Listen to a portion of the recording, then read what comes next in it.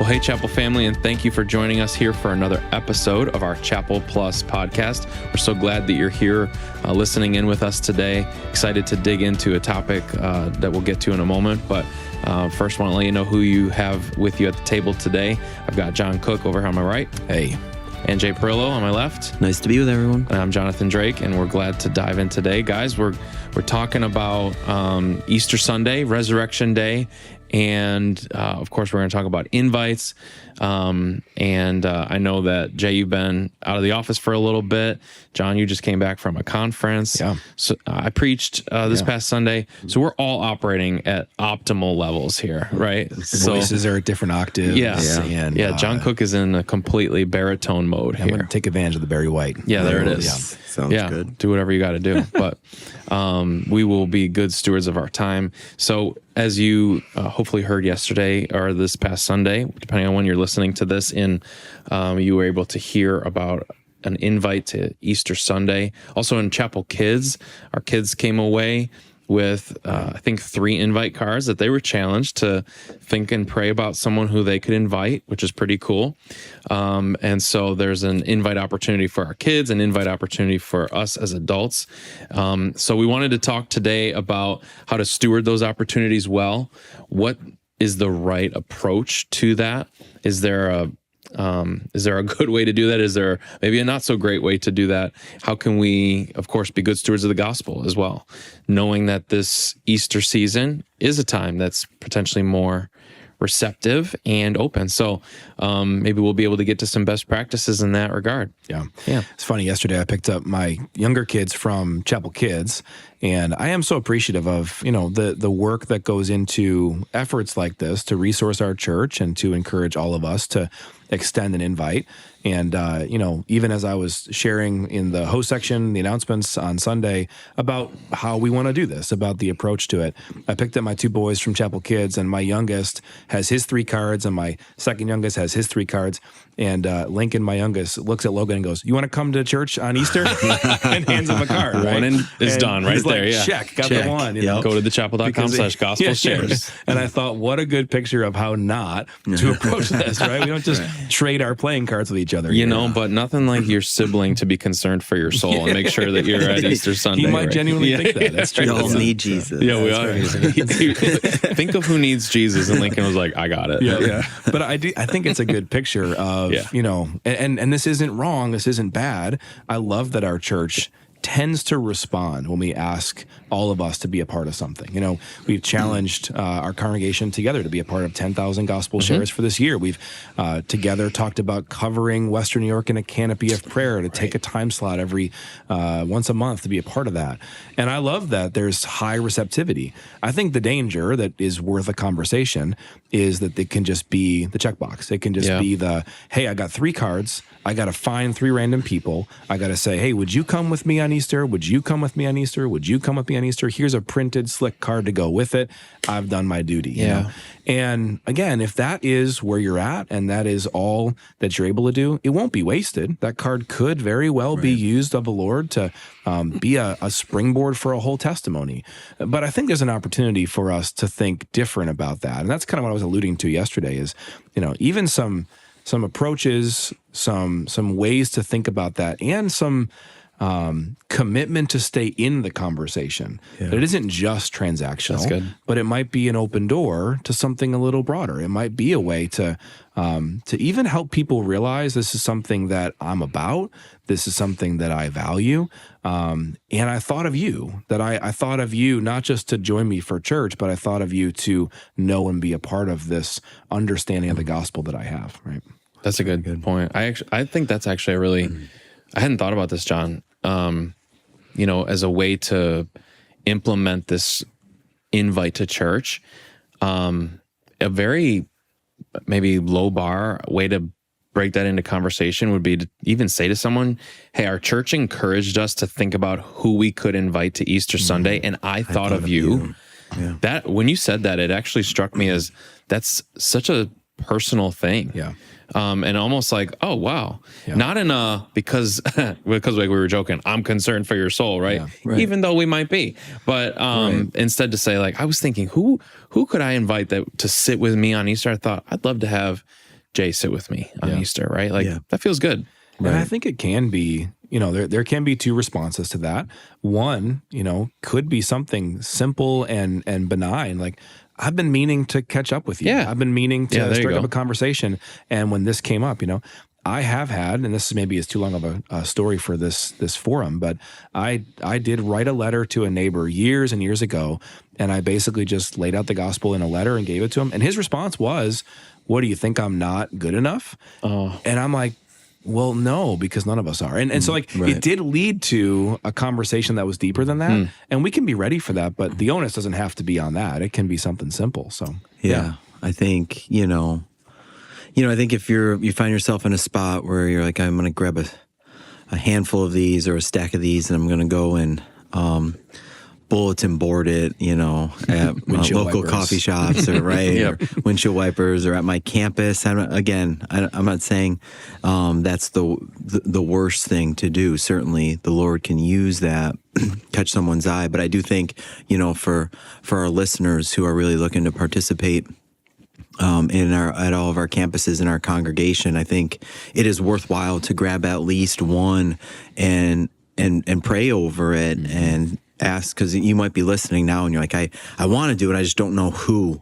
And even just inviting the Holy Spirit to say, hey, I don't know who I'm supposed to give this to yet, and praying over that. And man, I really think that the Lord by His Spirit will absolutely prompt you at the right time, For sure, and give you the right words and all that. I know I don't often slow down enough to leave room for Him to speak that way. Yeah. Just being honest. Like, I'll just get to planning in my own headspace and but thank you for that challenge. Like, okay, Lord, what do you want me to do here? I think, evangelism can feel like this lofty thing. It can feel like this big, task I have to undertake in which I have to close the deal. Right. And I really think that, and that's why maybe the inroad to this conversation is an Easter invite, but it's a way bigger topic, because maybe it's the first thing you do that acknowledges to somebody close to you that you're a believer. Exactly. Yeah. It may be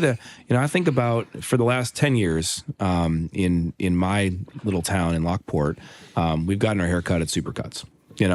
Not because we're like Supercuts is but it was convenient, it was easy. But I realized over time, I've taken now my whole motley crew to this place, and so the 5 boys in our family all come rolling into this place at the same. It's like the shearing of sheep. I always say, we're taking every chair On the out, same schedule, and over years, literally the amount of times that it's, hey, what's going on this weekend? Oh, I'm doing a wedding. Oh, you're doing a wedding? Yeah, I'm officiating it. Oh, or I'm going to a conference, or I'm having it's coming up on Easter. And the simplest thing of why did I choose this time to get a haircut has led to their awareness of what I value. Yeah. And, has everyone in that place come to know the Lord as a result of haircuts? No.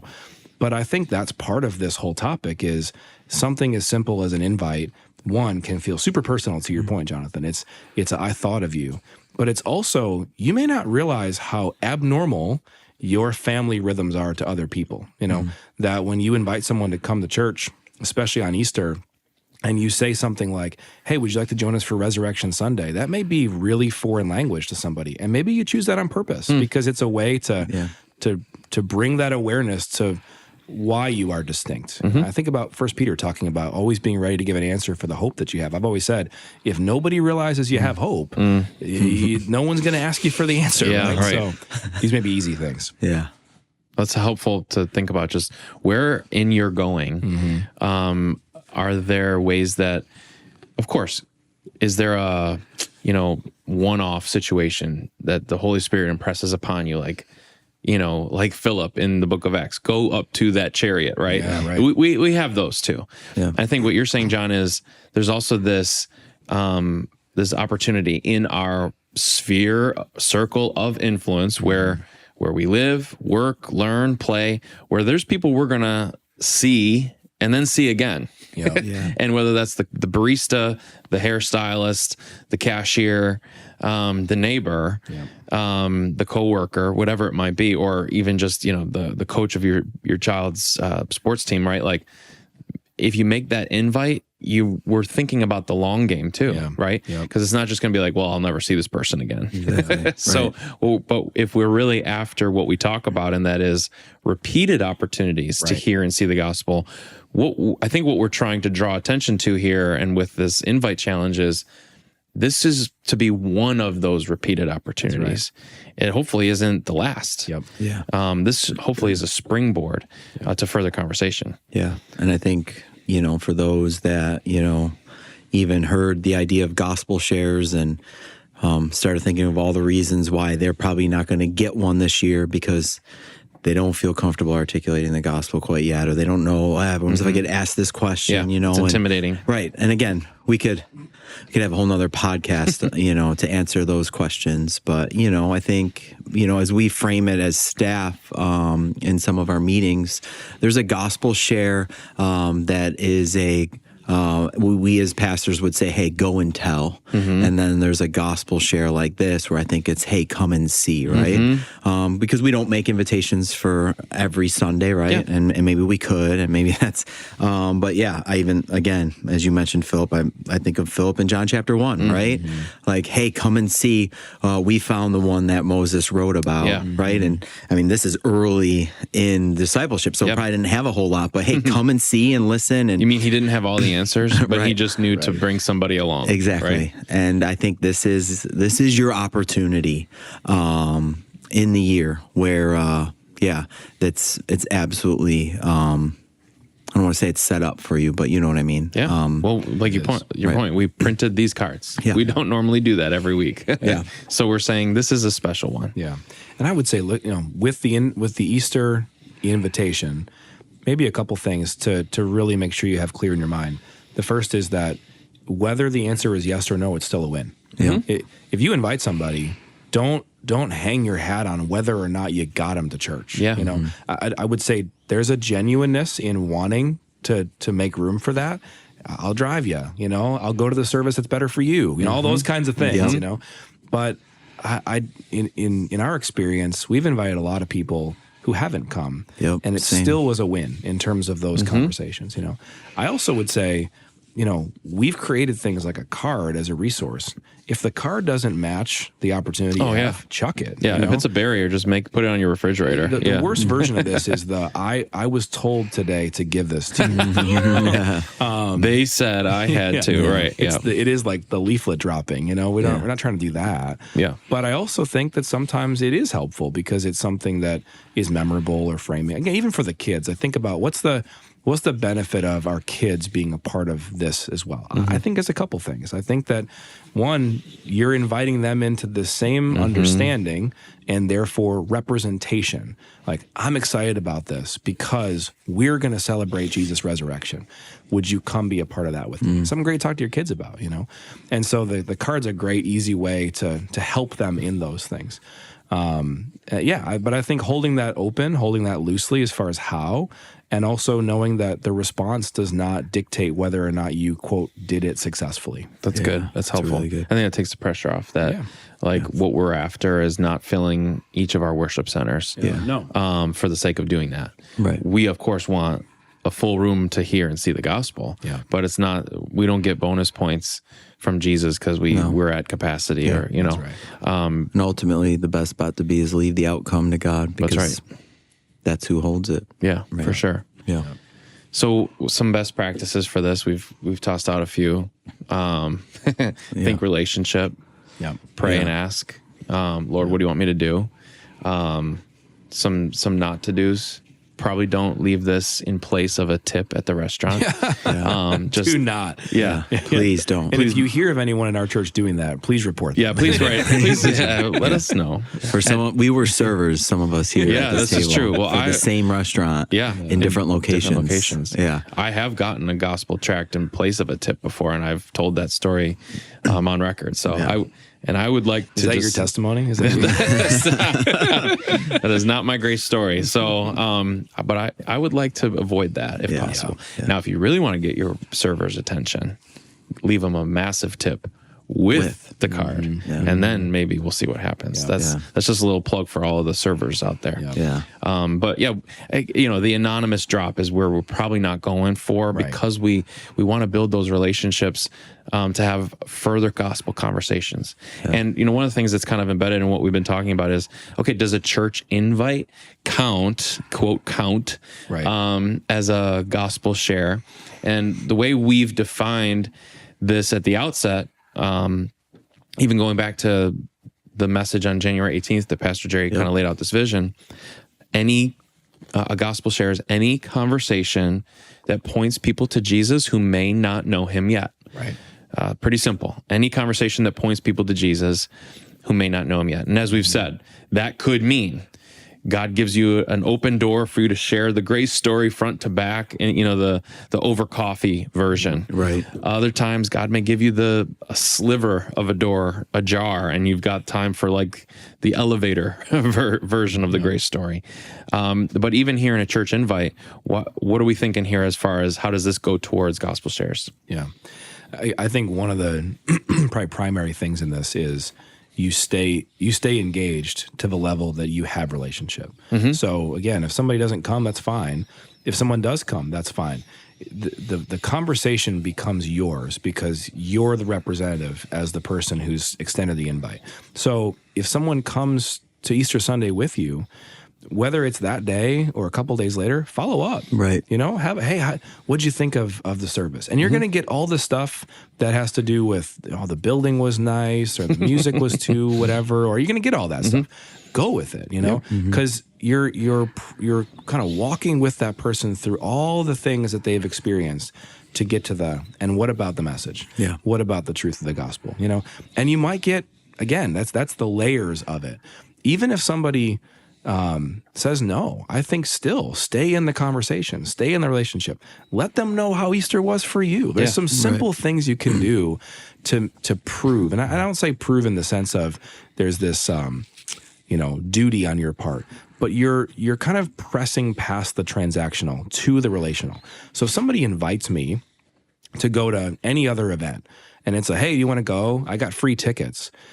In my mind, it's either this is really valuable and it's a gift, or it's I don't want these. Maybe you could use them, And so a follow-up, even if I didn't go, to say, hey, man, I'm sorry you missed it. It was so great. Here are the things. You're kind of extending and expressing value, not just in the event. That's the least important part. In the relationship. I'd love to get you to come another week, or maybe we can get together for coffee and talk about that. Staying in that conversation, to me, is the thread that makes this a gospel share. It's not just whether or not I got to articulate open to the Romans road and walk somebody through, right? It's that might happen, but it might not. Be great if it did. But even if it didn't, I am the representative who's brought this to the table and is continuing to relationally invest in the value of this gospel that I say is valuable. That's true.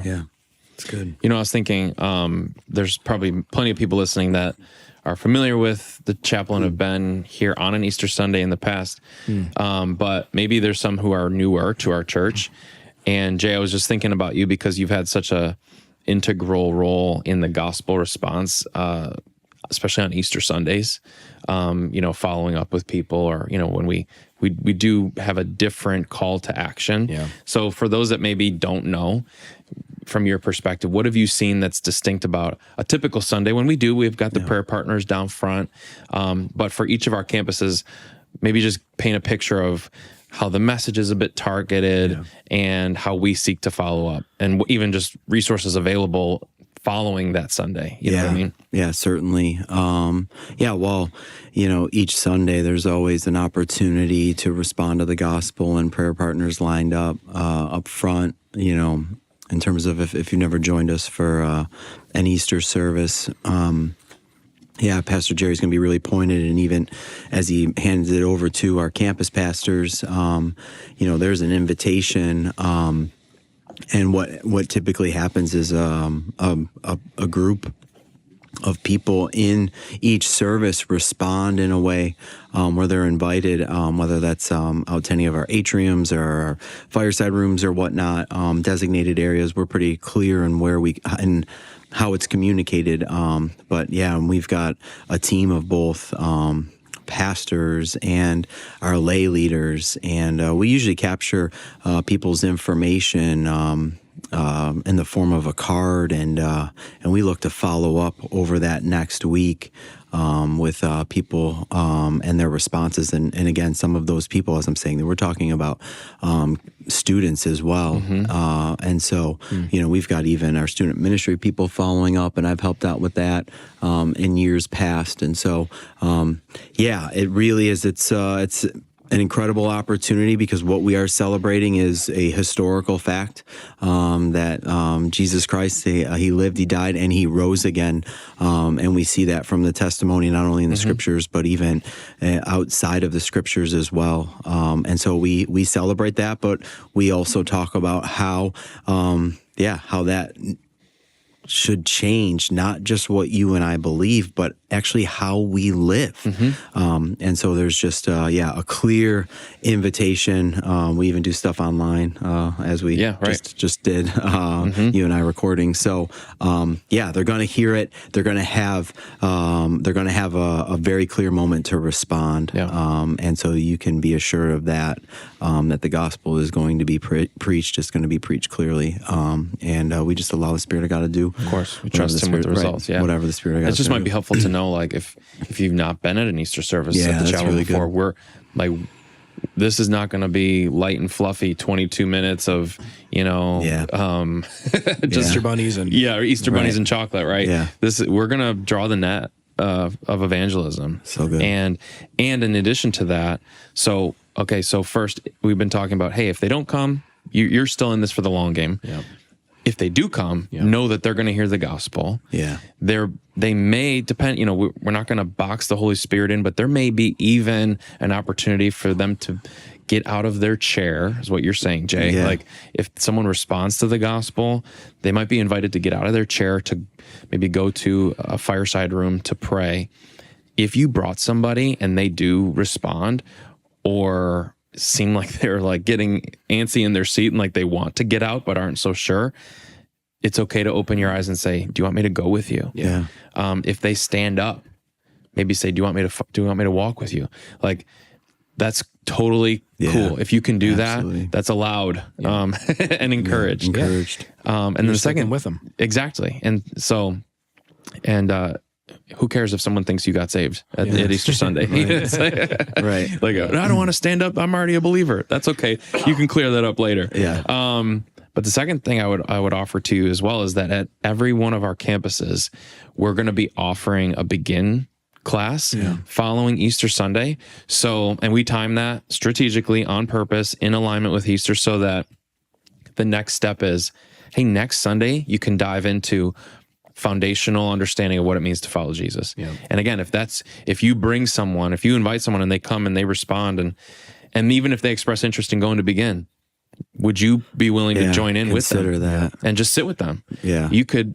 This is everything, John, you've been saying, is you're walking beside them. Whether they say yes or no, you're walking beside them. And so someone loved you enough to do that. It might not have taken the exact same shape or form as an Easter Sunday and a begin class, but someone loved you enough to walk beside you. You can have that opportunity as well. That's really good. Just take the step. We've heard so many stories of people that would say, whether it's through a baptism or other contexts, I came on Easter, because someone either invited me or, dragged me, or whatever they would forced say, me, right? Bribed me with lunch. Right. I heard the gospel, and man, like, my life was changed. I stood up and all those things. And if that's the case, then probably the person inviting didn't actually fully anticipate that. They were taking a step in faith. They were being obedient to the Spirit's prompting, and God did something. The other thing can also be true, which is, I came to Easter on Sunday. I heard it, I was feeling a stirring, and it was a year later, or it was 18 months later, Staying in the game with people, I think, is so important to that, because God is working. We should never discount what He may choose to do, and we should also not expect or demand Him to do it in the time frame we're expecting. For sure. Really good. Absolutely. And just to those who have either done this in the past, or this might be, your story coming up in a few weeks here, on Easter Sunday, if you do invite somebody and it seems like they were just they were just meh towards it all. Not that they weren't offended, right? They weren't offended, but also you're just like, kinda neutral. wow, like what'd you think? And they're just like, yeah, it was nice. Yeah, Beautiful inspirational, service. right? Yeah, it's beautiful. And that's it. That's okay. And I just want to say that with both family members and longtime friends, from my own experience, I invited them. I was hoping that it was compelling enough for them in that time. And again, as John, you just said, it wasn't God's timing, but God plays the long game. And I've seen fruit even a decade later in terms of gospel response. And so, it's just important not to get too high or too low, in regard to that. Because, I've just seen people come and they've had to sit under that. And then they've even had to have, God had to do other things in their life before they came to the conclusion that they absolutely needed a Savior. But it was beautiful to see. And Yeah. One of the things that, we talked in one of these episodes about the value of Lent and about preparing ourselves for Easter. One of the things I think we can do also is to cultivate a genuine gratitude for the gospel, even as we're praying about sharing with others. Yeah. Because this may be a cheesy example, but, you can use it as an equation to evangelism. If you love something and you see the inherent worth of it, when you tell other people about that, you're not overly concerned about whether or not they agree with you. You just can't help but gush over. It could be something really trivial, like I love this new phone that I just got. Man, it's got these great features. And I've heard people go on and on and on. They're not then like, there's no consequence to whether that person went out and got the phone. Now we love people, we care about them, but I think that a genuine cultivation of your own gratitude for what Christ has done and how it's affected your life will overflow into invitation. That's good. That doesn't feel so constrained by, well, gee, what are they going to think? Or I hope they say yes, or blah, blah, blah. But instead it's just, man, I've prepared myself so much in anticipation of this Resurrection Sunday celebration that I'm gushing with joy over what Christ has done. So my invitation is more about, I can't help but share, because I love his person, but more so, I love what God's done, and Absolutely. I love the truth of the gospel. And I think that that can be a practice we employ as part of our Lenten season leading up to Easter. And we can be obedient. That's it, right? And that's what you're saying. Like, sometimes it's just us being obedient, and Jay, you brought up earlier, leaving the results of that up to the Lord. And that obedience is good for our faith development. It really is. It is. Yeah. Well, Easter's not candy. Easter's not about, bunnies and, colored eggs. But I do have a question. Okay. If you're ready to pivot. Ready. Best Easter candy in the basket. Your vote. I'll go with the controversial one first. Let's hear it. That's black jelly beans. Jay Perlo. Yeah. I also enjoy. I'm a black licorice jelly bean guy. I like the black licorice stuff too. Are you serious? Ever since I was little, me and my grandma loved it. Anna's cookies are also my favorite at Christmas time. So that's Pizzelles? Me too. Well, homemade. It's a special. Yeah. Okay. Ooh, yeah. Nice. But yeah, but I would say in terms of I would say the Reese's peanut butter egg. Yes. Now we can find some common ground and unity. So, because the question is, what shape Reese's is the best tasting? Are we talking like traditional or like the smaller ones? The minis are compromised. The minis are weird. Yeah. But the smaller foil ones? Yeah. Or then you have the pumpkin, the tree, or the egg. Oh, yeah. I think it's the Which egg. one tastes the best? I think it might be the egg too. Yeah, I like the eggs with the foil around them. That's the milk chocolate ones. Like I'm talking about the thin foil that you roll off. Yeah. Those to me, I look for those. I dig through the basket and find that. Do you put things? Yeah, okay. So are you giving black jelly beans to Millie, knowing that she won't eat them, and then you get to eat them? Is that your no? play? Because I'm always on some weird program trying to deprive myself. So instead, I'm like, well, I get a few from the person that didn't want them. So, yeah. I love that for you. All right, and then the last question I had is, Easter ham or Easter lamb? Well, hang on. Before we go there, what's yours? Yeah, we haven't heard your favorite candy. Oh, no, it is the Reese's egg. Okay. I'm gotcha. Wow. I didn't know that. I didn't say that. There's no collusion here. It is the Reese's egg. Okay. That is for sure my jam. Yeah, that is good. Okay, so now Easter ham or Easter lamb. Some people do lamb. It's the ham for sure. I would take the lamb. Yeah. But I appreciate the ham, and this is coming from someone who wouldn't eat ham. Yeah. For the first maybe 18 to 20 years of my life. Because you were kosher? No, I don't know. And I didn't even know what that meant for those times in my life. I feel like lamb or ham is like a sermon title, you know? It's right. like, have you chosen the lamb or you settled on the ham? But I wouldn't eat ham. I didn't, for whatever reason. As a little kid, I told everyone I was allergic to it. Oh man, I wish I knew you then. Now I definitely appreciate a good baked ham or however you prepare it. I've never prepared one, as you can tell. Well, you come to my house plenty of times. Yes, and I've appreciated that. Yeah. So but I want to try the lamb at some point. A lamb is. I think there's something beautiful about that, but Yeah. I also like that we celebrate the new covenant by eating previously unclean foods. Yeah. Okay, that's right. So A reminder of the, The only lamb Why? I saw growing up was that butter one. Oh, sure. Well, that's You go a down requirement. by downtown, at right? The, Broadway Market. Right. Thank you for understanding. Yeah. We saved this for the end so that you heard the meat of the. which meat? I was just saying. So you got the ham Not of the the unclean podcast up meat. front of the substance, great. and now you Yeah, can that's just great. hear us really reveal how desperately tired we are. Yes, good.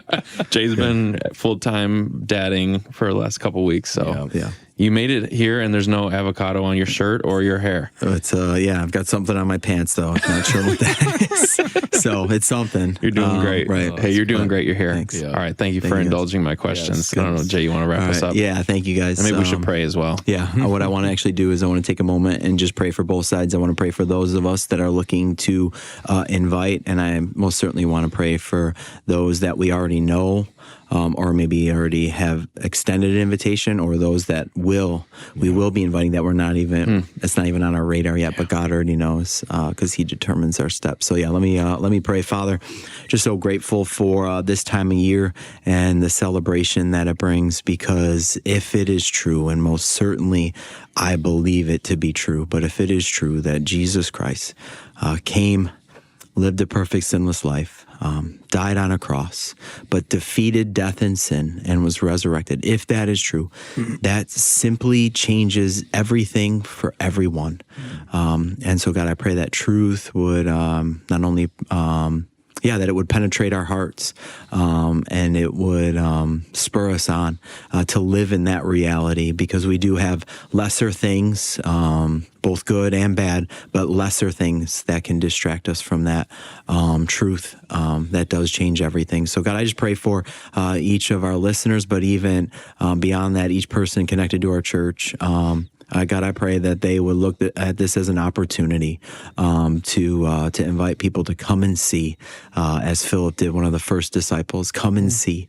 So, God, I just pray that you would give us sensitivity where it's needed, boldness where it's needed, and God, that we would just extend an authentic invitation, because as John Cook mentioned, because we're just inviting people to something that is, to someone who has changed our lives, something that has captured our hearts, that we absolutely love.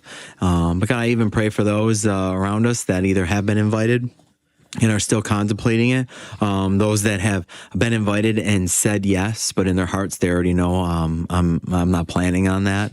God, I just pray that you would soften hearts, and those that haven't been invited yet, God, that you would draw people to yourself. And God, whether that be our church at all 4 of our campuses, or any Bible-believing church in our area that's going to be proclaiming the good news of Jesus on Easter Sunday, God, I pray that the people of Western New York would find their way there, that they would hear the gospel clearly, and that they would respond. And so, God, we're just grateful for Jesus today, and the resurrection and what it means. We love you, Jesus. In your name we pray. Amen. Amen. Thanks, Jay. Thank you so much for joining us on an episode of the Chapel Plus podcast. If you have any questions, or you want to follow up, or you want to share with JD your favorite Easter candy, I would love that. Then you can email us at chapelplus@thechapel.com as our email. Chapel Plus is spelled out PLUS. But of course, we love meeting people. That's why we do what we do. So even having a conversation with with one of us or anybody at our connection centers that love people and love interacting with people on Sundays, yeah, we of course would love to meet you. But in the meantime, praying that you're experiencing God's grace, God's peace, and God's presence in your life today, wherever you find yourself. And we look forward as we continue to grow together as a church and a congregation in Jesus and following him. So you're prayed for, you're loved. Take care. Grace and peace.